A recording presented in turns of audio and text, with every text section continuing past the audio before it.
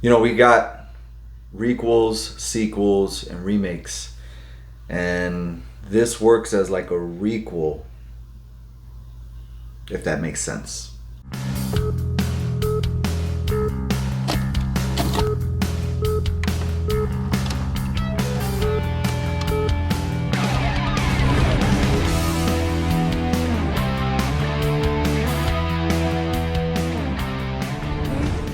What's going on, people?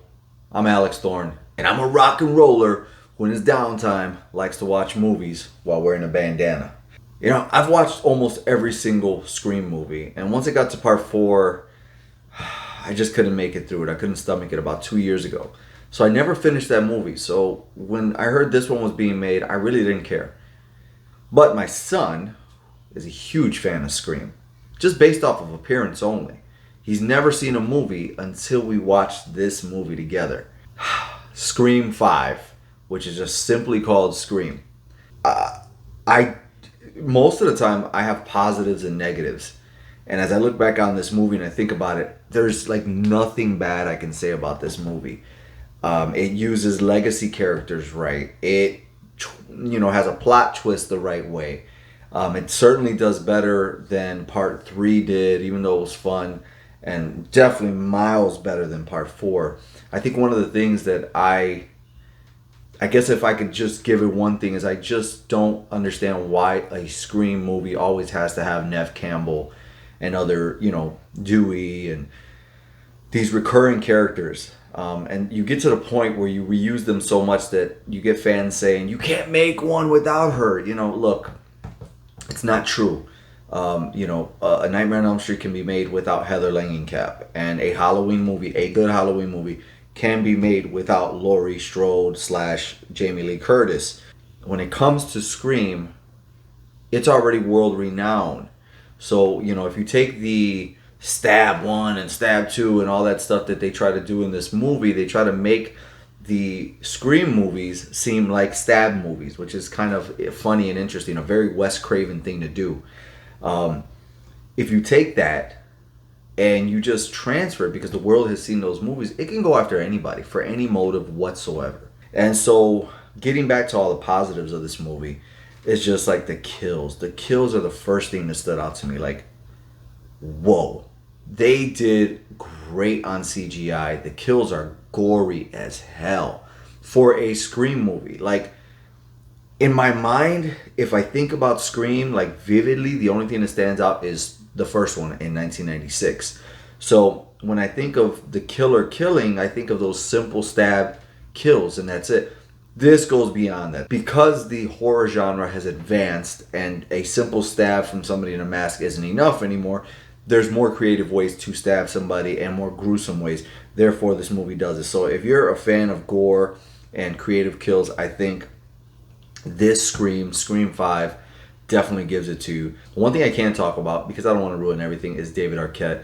David Arquette has never been a favorite of mine. In fact, he's much like Ryan Reynolds. I believe that's that guy's name from Deadpool and shit like that. He's one of those actors I just cannot watch. And David Arquette is one of those actors. He was actually tolerable in this one, because the one thing about it is he looks goofy as hell. But as he's aged, he's a little bit more rough around the edges. Therefore, they made him rougher in this movie. He's much more like down to earth and not a caricature of a dumbass, which is what he's always played. He does really, really good. The one thing, Courtney Cox, who was just a fox, man, when she was younger.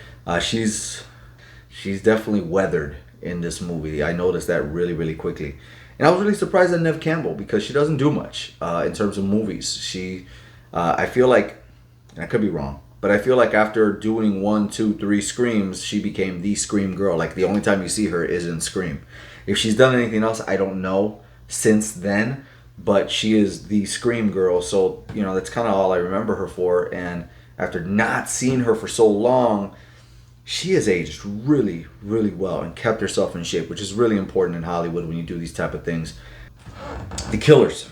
So, who the killers turn out to be in this, one was obvious to me. The other one, my son and me were going back about, like, nah, it's not going to be, maybe it'll be this person or that person. And I think they gave you hints to falsely lead you down one path. And that's great, just to be honest, you know, because it's often very, you know, you can see it coming type thing in these movies. That's pretty much all I noticed. But other than that, I thought the movie was great, and the kills were great, and the cinematography was great, and you know, I don't know how much more. I don't got no negatives I can give you, so I think we're gonna go straight to what this ranks on the bandana system, man. So on my bandana system, my rating system, that's what we do here on Thorn Theater.